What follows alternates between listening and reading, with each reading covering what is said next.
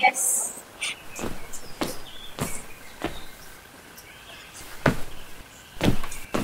Students, there is notice for yours. Tomorrow there will be holiday on account of Shiv Jayanti. मग सगळे खुश? Yes. Very good. तर मग श्रेयांश कुठे जाणार उद्या फिरायला? उद्या माझ्या फॅमिली सोबत मॉलमध्ये फिरायला जाणार आहे. अरे वा, छान. गार्गी, तू कुठे जाणार? मी तर माझ्या दीदीसोबत शॉपिंगला जाईल. वा, छान. चला आपण आता शिकू. ते काय करतं उद्या शिवजयंती, उद्याची काहीच प्लॅनिंग नाही. ते हा रे, आपण डीजे वगैरे लावूया, एकदम कडक वाजला पाहिजे. ते नको, आपण आहे ना लावणी ठेवू, चौधरी स्टारला बोलू, डान्स करू, पब्लिक अशी फिदा होईल. हा रे, मंडळाचं नाव पण वाढेल यात. मग काय मराठ्याच्या आवडत नाच तर केलंच पाहिजे.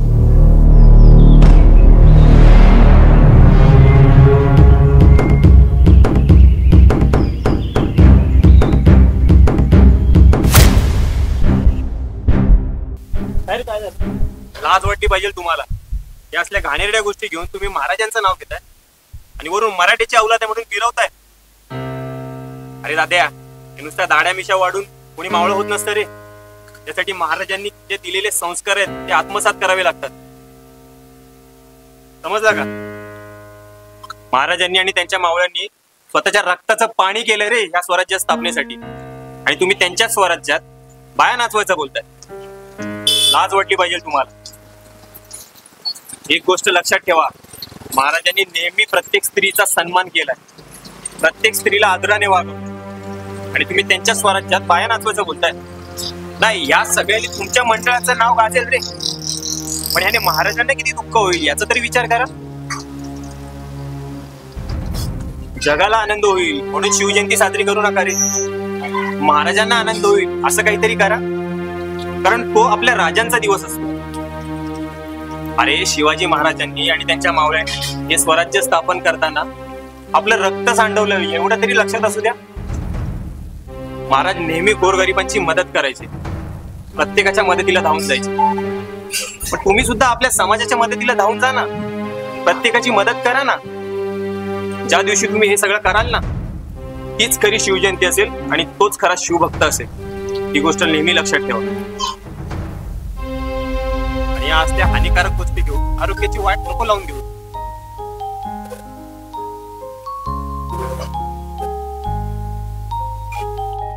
अगदी बरोबर बोला मित्र, चूक झाली माझी, परत नाही करणार आज.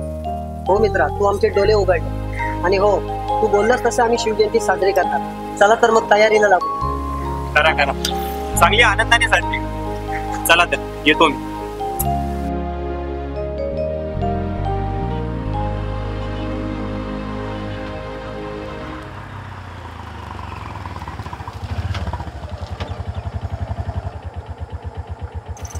बाया बरोबर, अगदी बरोबर केलं त्या पोरांसोबत. त्यांना आपल्या महाराजांवर रिस्पेक्टच नाहीये. हो काका, रिस्पेक्ट आदर सगळ्यांनाच आहे हो महाराजांबद्दल. पण तुम्हाला माहिती आहे का, आपल्या राज्यात प्रत्येक जण शिवभक्त आहे. पण कसं आहे ना, की कोणालाच महाराजांच्या दिलेल्या शिकवणीवर, त्यांनी केलेल्या संस्कारांवर चालायचं नाहीये ना. आणि त्यांच्यात ते संस्कार येतील तरी कुठून? कारण आपणच आपल्या मुलांसमोर दिवसातून 10 वेळा नेत्यांच्या बद्दल, इतर राजकीय पक्षांबद्दल बोलत राहतो, पण आपण त्यांच्या समोर महाराजांबद्दल कधीच काही बोलत नाही. त्यामुळे त्यांना तरी कुठून कळणार हो. अगदी बरोबर बोललास बाळा. हो ना.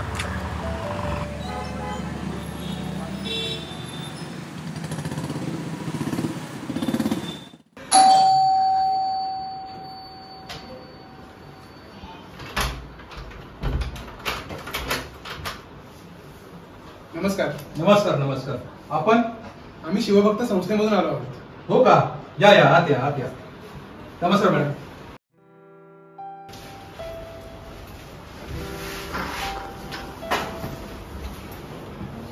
काय काम काढलं? आम्ही असं घरोघरी जाऊन गडकोटांसाठी वर्गणी गोळा करतो. अरे काय तुम्ही छोटी मोठी वर्गणी गोळा करताय? त्यापेक्षा तुम्ही एक काम करा, शिवजयंती निमित्ताने ना एखादा कार्यक्रम ठेवा, त्यामध्ये आमच्यासारख्या मोठ्या मोठ्या नेत्यांना बोलवा. तेवढंच आम्ही मार्गदर्शन करू समाजाला. आणि हे गडकिल्ले करून काय फायदा नाही. कुणाचं भलं झालंय? अहो कार्यक्रम ठेवायला काही हरकत नाही. तुमच्यासारखे अनेक नेते येतात, भाषणं देतात. आपला राजा असा होता, आपला राजा तसा होता, पण त्याच राजाने उभारलेल्या गडकोटांसाठी कुणी काही बोलत नाही, कुणी काही करत नाही. अरे भाई हो हो हो जरा. साहेब राग मानू नका. अहो आमच्या संस्थेचं नाव शिवभक्त संस्था आहे. अर्थात प्रत्येक शिवभक्ताने आपल्या गडकोटांसाठी मदत करावी हा एकमेव हेतू आमचा आहे. बाकी कुणाला काही बोलण्याचा आमचा अधिकार नाही. आणि हो साहेब, आपल्या राजाने अनेक गडकोट उभारले. त्या गडकोटांवर अनेक विदेशी पर्यटक फिरायला येतात. मग त्यांचं संवर्धन आपल्याला नको करायला? ते नीट नको ठेवायला? अगदी बरोबर आहे तुमचं. खरंच माझ्यातर्फे मी 1 लाख रुपयाची मदत करेन. चालेल ना? अगदी, का नाही. नम्रता, काय हो बोला. आपल्याकडे शिवभक्त संस्था आलेली आहे नमस्कार. आणि ते गडकोटांचं संवर्धन करतायत आणि त्यासाठी आपल्या पक्षातर्फे मी 1 लाख रुपयांची मदत जाहीर करतो. अरे वा, छान कल्पना आहे. जरा चेक आणतेस का? हो नक्कीच.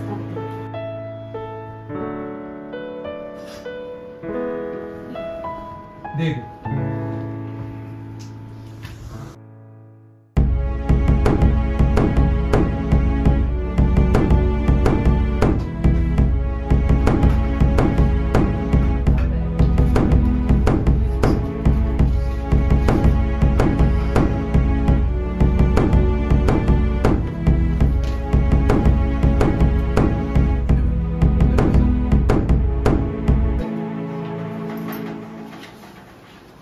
आणि अशीच कामे करत राहा. हो हो नक्की. तुम्हाला माझ्या शुभेच्छा आहेत.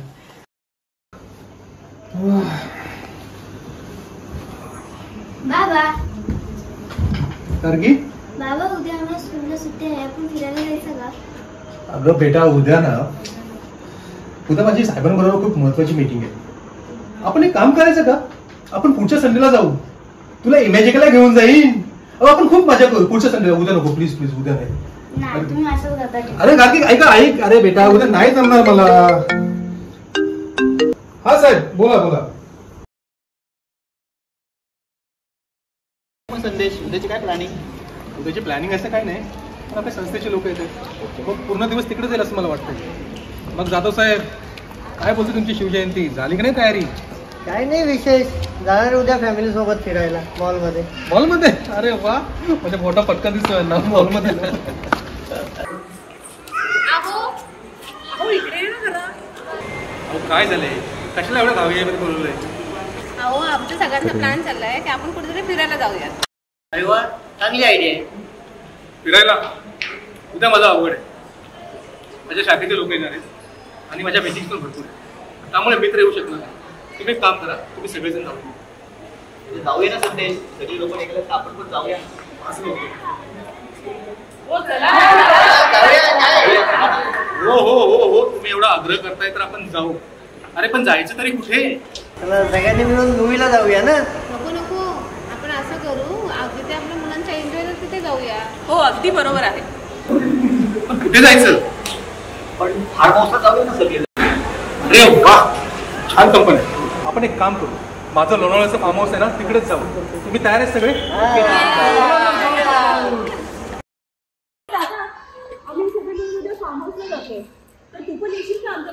नाही नाही, मी नाही येऊ शकत, तुम्ही या जाऊ.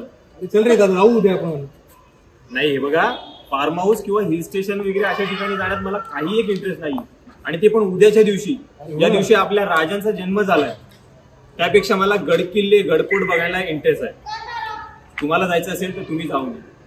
हा, आणि राहिला प्रश्न मुलांचा, तर मुलांना तुम्ही गडकिल्ले वगैरे बघायला का घेऊन जात नाही का? त्यांना आपल्या राजांनी उभारलेले गडकोट बघण्यात काही एक इंटरेस्ट नाहीये?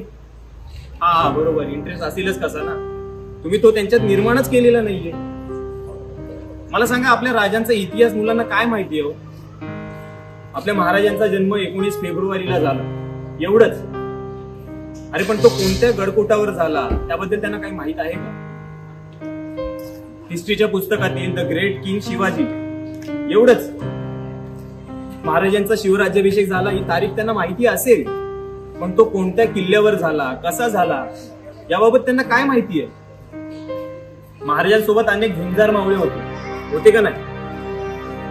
परंतु त्या महाराजांच्या सोबत असलेलं त्यांचं मैत्रीपूर्ण नातं त्याच्याबद्दल मुलांना माहिती आहे का? महाराजांकडे अनेक शस्त्रास्त्र होती, पण प्रत्येक शस्त्राचा वापर, कुठल्या शस्त्राचा वापर कधी केला जायचा याबद्दल त्यांना काहीच माहिती नाही. आणि कसं असेल माहिती? तुम्ही त्यांना कधी ते सांगितलेलंच नाहीये. मला अजिबात इंटरेस्ट नाहीये तुमच्यासोबत यायला. पण तुम्हाला सगळ्यांना एक माझी हात जोडून नम्रतेची विनंती आहे, तुम्ही मुलांना गडकोट किल्ले बघायला घेऊन जा, त्यांना आपला इतिहास कळू द्या. अहो कमीत कमी 19 फेब्रुवारी आहे उद्या. 19 फेब्रुवारी म्हणजे हॉलिडे नसतो.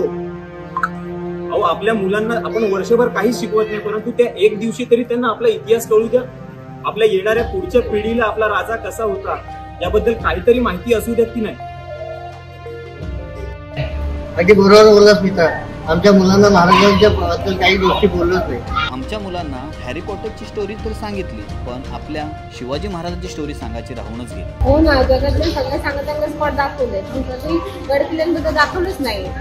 खरंच फार मोठी चूक झाली आमच्याकडनं. बरं झालं दादा, तुम्ही आमचे डोळे उघडले. जाऊया आई, आपण पण जाऊया ना. बघितलं, मुलांना सुद्धा आवड आहे आणि ही आवड अशी तयार होत नसते, ती आपल्याला निर्माण करावी लागते. थँक्यू दादा. थँक्यू जाऊ द्या. उद्या कुठे जायचं गडकिल्ल्यावरती, कुठल्या गडावर जायचं ते सांगा. बाळा, कुठल्या गडावर जायचं आपण उद्या? नाही माहिती त्याला. तुम्ही बोला कुठे जायचं. दादा तुम्ही एक काम करा, तुम्ही सांगा कोणत्या गडावर जायचं. मी सांगू. रायगडवर जाऊयात ना आपण. फेब्रुवारी म्हटलं तर रायगडवर खूप मोठा उत्सव असतो, मुलांना सुद्धा आनंद होईल. जायचं ना? हो.